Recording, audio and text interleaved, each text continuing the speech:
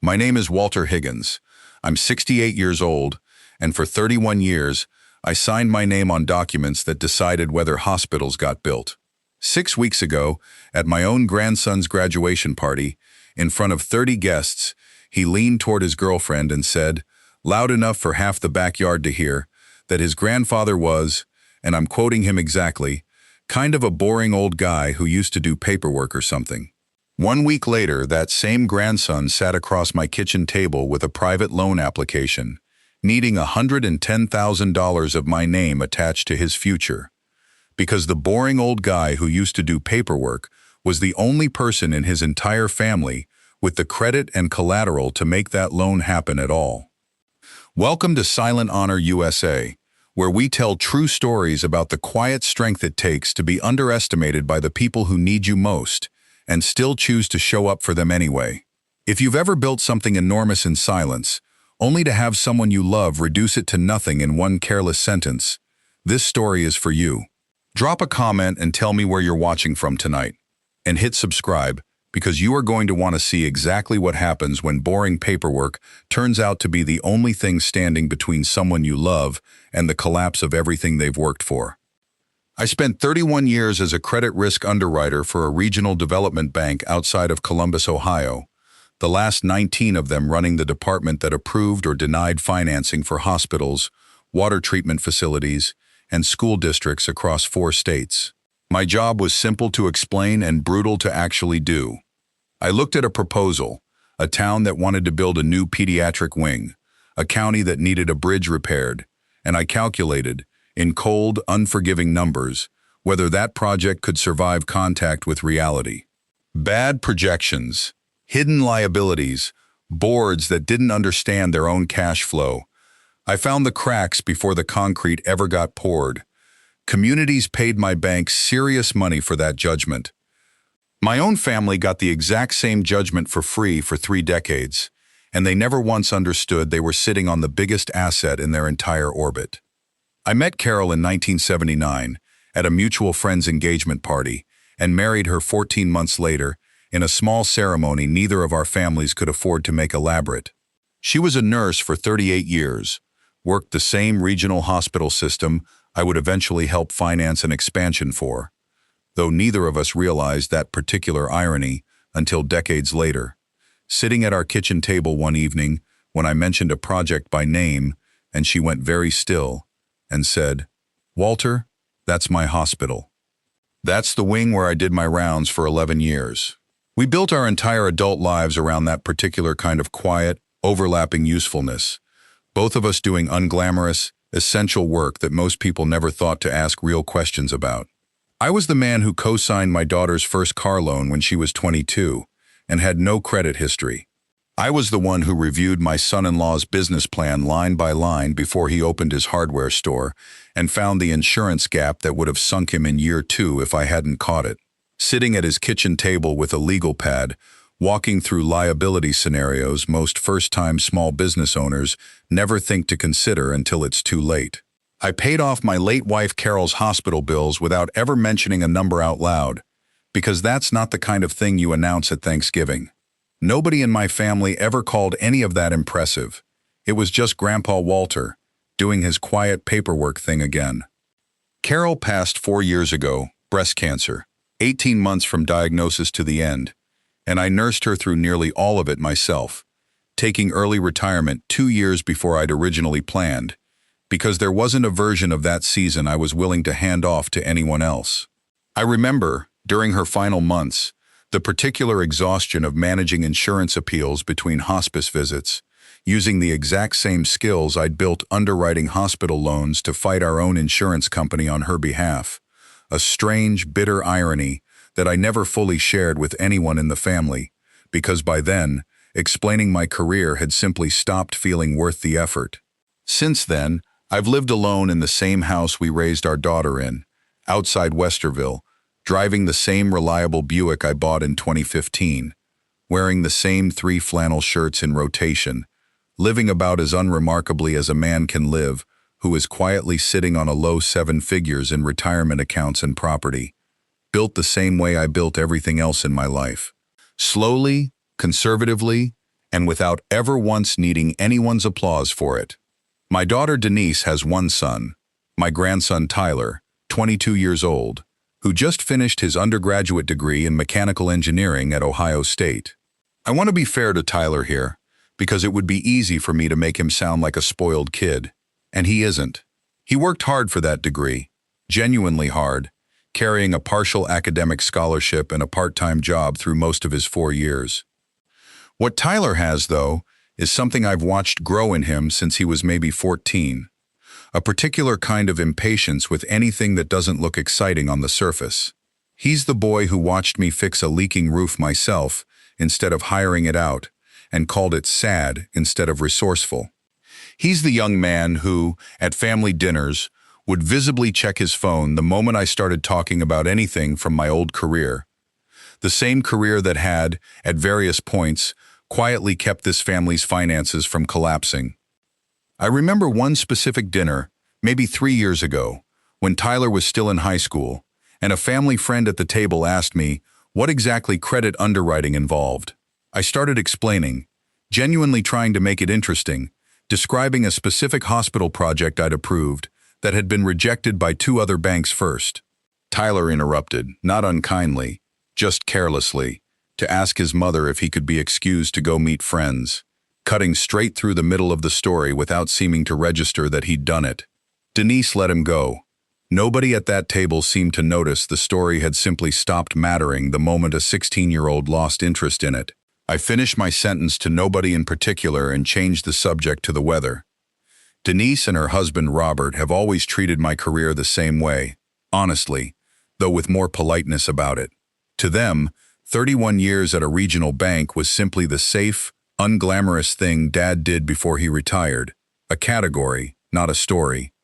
Nobody in my family ever asked me a real question about the actual scope of what I'd done, the specific hospitals that got built because I found a way to structure their financing, the small towns whose water systems still run today because I refused to approve a shortcut that would have failed in year 12 instead of year 50. I never volunteered those details either, and I understand now that my own silence over the decades built the very box Tyler eventually put me in. Carol used to tell me, more than once in our later years together, that I was going to let this whole family go to their graves thinking I'd spent my life doing nothing more interesting than filing forms, and I remember laughing it off each time, telling her that quiet work didn't need an audience to matter. I believed that, mostly. I still do, mostly. But I've had to learn there's a difference between not needing an audience and never once opening the door for one. Tyler's graduation party happened 6 weeks ago, in Denise and Robert's backyard, roughly 30 guests, string lights strung between the oak trees, a rented popcorn machine that Tyler had specifically requested because it was a running joke from his childhood, the whole warm chaos of a family celebrating a genuine milestone. I arrived early, the way I always do, an old habit from decades of professional punctuality, and brought a card with a check inside that I deliberately kept modest, not because I couldn't afford more, but because I've never believed in buying affection with round numbers. I spent the first hour circulating, talking with Robert's brothers about fishing, admiring Tyler's diploma where it sat propped on the dessert table, beside a cake decorated with tiny fondant gears, a nod to his mechanical engineering degree that Denise had clearly put real thought into. I remember feeling genuinely happy that evening, watching Tyler move through the party with the particular easy confidence of a young man who just cleared a significant hurdle, hugging relatives, posing for photos, laughing at something one of his college friends said near the drink cooler. I'd spent the drive over thinking about what I might say if I got a quiet moment with him, some version of the pride I felt but rarely knew how to articulate cleanly. The particular difficulty men of my generation sometimes have, finding words for feelings that come easily enough in action, but stick somewhere on the way to the mouth. About 90 minutes into the party, I was standing near the drink cooler myself, refilling a cup of lemonade, when I overheard Tyler talking to his girlfriend, Ashley, a young woman I'd met maybe 3 times before, always briefly, always pleasantly enough but without much substance to the exchanges. They were maybe 15 feet away, partially obscured by a cluster of balloons tied to a folding chair, and Tyler had that particular loose, confident volume young men get after a couple beers at their own celebration, the kind of volume that doesn't account for who else might be standing within earshot. "Yeah, that's my grandpa over there," he said, gesturing vaguely in my direction without actually looking, his attention mostly on Ashley. "He's cool, I guess. Kind of a boring old guy who used to do paperwork or something at a bank. Like, I genuinely don't even really know what he did. Some finance thing. Not exactly a story you tell people." Ashley laughed, not cruelly, just the easy laugh of someone humoring a boyfriend's offhand comment about a relative she'd barely met. "That's so funny. My grandpa's the same way. Old guys and their boring jobs. Mine used to work at a factory or something, I think. I've genuinely never asked." "Right," Tyler said, laughing along. "It's like, past a certain age, everyone's grandpa just did some boring job that kept the lights on, and that's the whole story."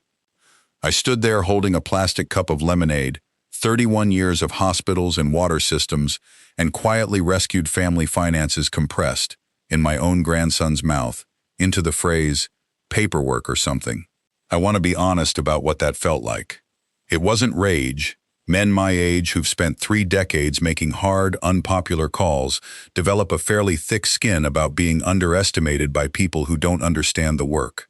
What I felt was something quieter and more specific, a kind of tired recognition that the box I'd apparently been living in, inside my own family for years, had just been spoken out loud, casually, to a girlfriend, at the exact moment I'd been standing there feeling proud enough of him to nearly walk over and say something warm. I didn't say anything. I finished my lemonade, congratulated Tyler warmly when it was my turn a little while later, told him I was proud of him, which was completely true, and drove home that evening carrying something I didn't examine too closely. Not yet.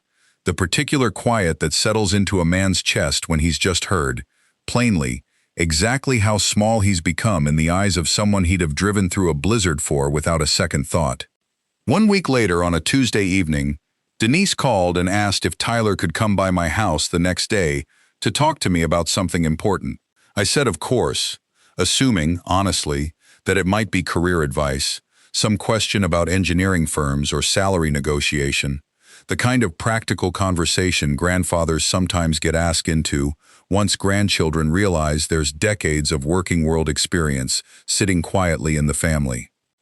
Tyler arrived Wednesday afternoon in his own car for the first time in longer than I could remember, without his parents, carrying a manila folder that he set on my kitchen table with the particular careful precision of someone who'd rehearsed this conversation in the car, maybe more than once, judging by the slight tremor in his hands as he opened it. "Grandpa," he said, "I need to ask you for something, and I know it's a lot, and I understand if you say no." He explained, over the following 20 minutes, that the graduate program he'd been accepted into, a specialized robotics and automation master's program he'd been quietly hoping for since sophomore year, a genuinely competitive program with maybe 30 seats nationally, cost considerably more than his undergraduate degree had, and that after federal student loans, his existing scholarship, and everything his parents could reasonably contribute, there remained a gap of $110,000 across the 2-year program that could only be closed with a private loan. The private lender required a cosigner with strong credit and sufficient assets to guarantee the full amount, someone the underwriting department would consider a genuinely low-risk guarantee. Tyler had already been rejected once, using his father as a cosigner, because Robert's small business debt from the hardware store pushed his debt-to-income ratio too high, a rejection Tyler described with visible embarrassment, clearly having watched his father absorb that particular disappointment personally. "The loan officer actually explained the whole underwriting logic to me," Tyler said, sliding the folder toward me, apparently unaware of the particular irony sitting in that sentence, the same irony I was already beginning to feel settling heavily in my chest. "They need someone with really clean credit, low existing debt, verifiable assets. Dad doesn't qualify. Mom doesn't either. Honestly, once they run the full numbers, since her income alone isn't enough collateral on paper, even though obviously she's completely reliable. I don't really have anyone else to ask, Grandpa. I know this is a huge ask, and honestly, I've been dreading this conversation all week. I sat there for a long moment, looking at that folder, absorbing the specific, sharp irony of the situation. 1 week after being described to a girlfriend as a boring old guy who did paperwork or something, I was being asked to be the exact paperwork, the exact underwriting profile that stood between my grandson and the future he wanted. I found myself almost wanting to laugh, though nothing about the moment felt remotely funny. The particular dark humor of watching a dismissal circle back around and reveal exactly how much weight it had been carrying all along. I want to be honest about what I felt in that moment. My first instinct was not entirely generous. Part of me wanted to ask him, plainly, whether he understood what he was actually asking of the boring old guy with the paperwork job. Part of me wanted to let the silence stretch out long enough for him to feel the full weight of what he'd said at that party, whether he even remembered saying it, or whether it had simply evaporated from his memory the moment the words left his mouth, the way careless comments often do for the person who made them, even as they lodge permanently in the person who heard them. "Tyler," I said, "before we look at any of this, I need to ask you something, and I want an honest answer. At your graduation party, I heard you tell Ashley I was a boring old guy who used to do paperwork or something. Do you remember saying that?" His face went red immediately, and he looked down at the folder rather than at me. "Grandpa, I didn't know you heard that. I'm really sorry. That was a stupid thing to say." "I'm not asking so you'll grovel," I said. "I'm asking because I think you genuinely don't know what that paperwork actually was, and I think that's on me as much as it's on you. 31 years, Tyler. Do you know how many hospitals in this state exist right now because I found a way to structure their financing when 3 other banks had already said no? Do you know that the water system in the town your mother grew up visiting her grandparents in still runs today, 50 years later, because I refused to sign off on a cheaper design that would have failed by year 12? That's what the paperwork was. And right now, at this table, that same paperwork, the boring credit profile you're describing, is the only reason this loan has any chance of existing at all." Let me pause the story right here for 1 second, because I want to ask you something. Watching at home, has someone in your life ever reduced decades of your work down to one dismissive sentence, without ever asking a single real question about what you actually did? How long did you carry that before someone finally heard the whole truth? Tell me in the comments. I read every single one, and if this story already feels familiar, go ahead and hit that subscribe button now, because what happens at this kitchen table next is the part you don't want to miss. Tyler sat with that for a long moment, and I watched something shift behind his eyes, the particular discomfort of a young man realizing the ground under a careless joke was considerably less stable than he'd assumed. "I didn't know any of that," he said quietly. "Grandpa, I genuinely thought your job was just generic bank stuff, boring numbers stuff. Nobody ever really explained it to me like that." "That's fair," I said. "I never explained it like that either. I think I got comfortable, over the years, letting this family think of me as a category instead of a person, because explaining it felt like bragging, and I was raised to think bragging was worse than being underestimated. I think that was a mistake on my part. But Tyler, I need you to understand something before we go any further with this folder. I'm not upset because my ego needs stroking. I'm upset because you stood in your own backyard, at your own graduation, and dismissed the very foundation this family has quietly stood on for 3 decades, without knowing what you were dismissing. That's not really about me. That's about how carelessly you're moving through the people who love you." "You're right," Tyler said, and his voice cracked slightly. "I've spent my whole life thinking exciting meant important, and boring meant forgettable, and I never once stopped to ask what was actually underneath the boring label. Not with you, probably not with a lot of people. I want to be honest with you about what happened next, because I think it matters more than the loan itself. I didn't sign that folder that afternoon. I told Tyler I needed a few days, not because I doubted my ability to help him, but because I wanted him to sit with the conversation we'd just had before it got buried under relief and paperwork logistics. I wanted the lesson to have room to actually land. 2 days later, Denise called, and I could hear immediately she'd heard some version of the kitchen table conversation from Tyler, filtered through whatever version made him feel least exposed. "Dad, Tyler said you're making him wait on the loan. He's really stressed about the enrollment deadline. Is there a problem with the paperwork?" "There's no problem with the paperwork, Denise," I said. "I told him I needed a few days to think it through properly, the same way I'd have told any applicant at the bank. This is $110,000, and I think that deserves more than a same-day signature, especially given everything else going on." "What else is going on?" she asked, and I heard, underneath the question, a mother's particular defensive instinct kicking in, the readiness to protect her son from whatever complication her father might be about to introduce into an already stressful week. I told her, carefully, about the comment at the party, about the conversation Tyler and I had already had, about wanting him to actually sit with it rather than simply rushing past it toward the relief of a signed loan. Denise was quiet for a long moment. "Dad, he's 22. He said something dumb at a party. Kids say dumb things. I don't think you need to make his entire graduate education contingent on some kind of lesson." "I'm not making it contingent on anything, Denise," I said, keeping my voice level. "I already told him I intend to help, but I think there's a difference between rescuing someone from a mistake and actually letting them understand what the mistake cost. And I think this family has spent 30 years choosing the first option so consistently that nobody ever really learns the second lesson. I did the same thing with you and Robert more times than I can count, quietly fixing things before either of you fully understood what had almost gone wrong. I'm trying not to do it again here." Denise didn't have much to say to that, and we hung up on slightly strained terms, though not badly enough that I felt the relationship itself was at risk. Just strained in the particular way that happens when someone points at a pattern a family has quietly protected for years and asks everyone to actually look at it directly for the first time.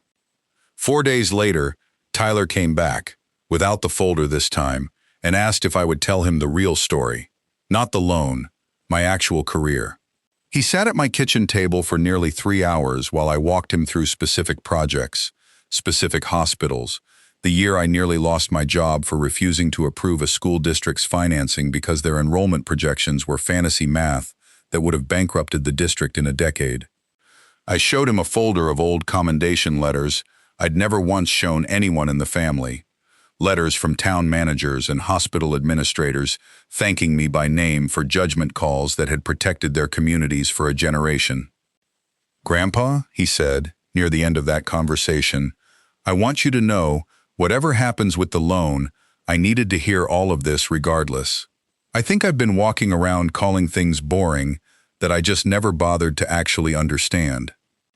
I signed the loan paperwork the following week, co-signing the full $110,000, structured with an attorney's help so that Tyler carried real accountability, automatic payments tied directly to his own future income once he graduates and enters the workforce, a formal arrangement rather than a quiet, unspoken gift.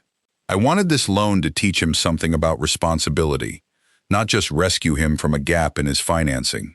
We sat together at the closing appointment, and I noticed him reading every page carefully this time, asking the attorney genuine questions about repayment terms and default consequences, rather than simply signing wherever the tabs indicated, the way I suspect he might have approached it before our earlier conversation. In the 6 weeks since, something has genuinely shifted between us. Tyler calls now, actual phone calls, not just texts, asking real questions about interest rate structures and how underwriters actually evaluate risk, questions that come from someone genuinely curious rather than someone making polite conversation.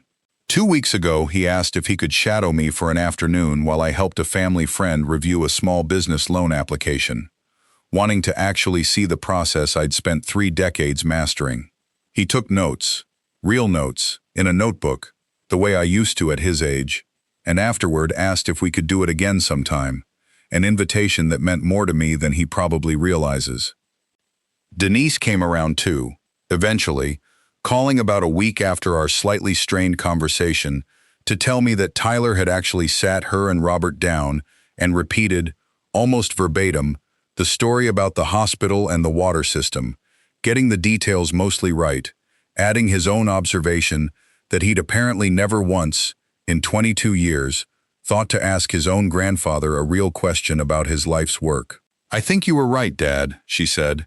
"I think we all just filed you under boring bank stuff a long time ago and never revisited it. I'm sorry that took this long for any of us to notice."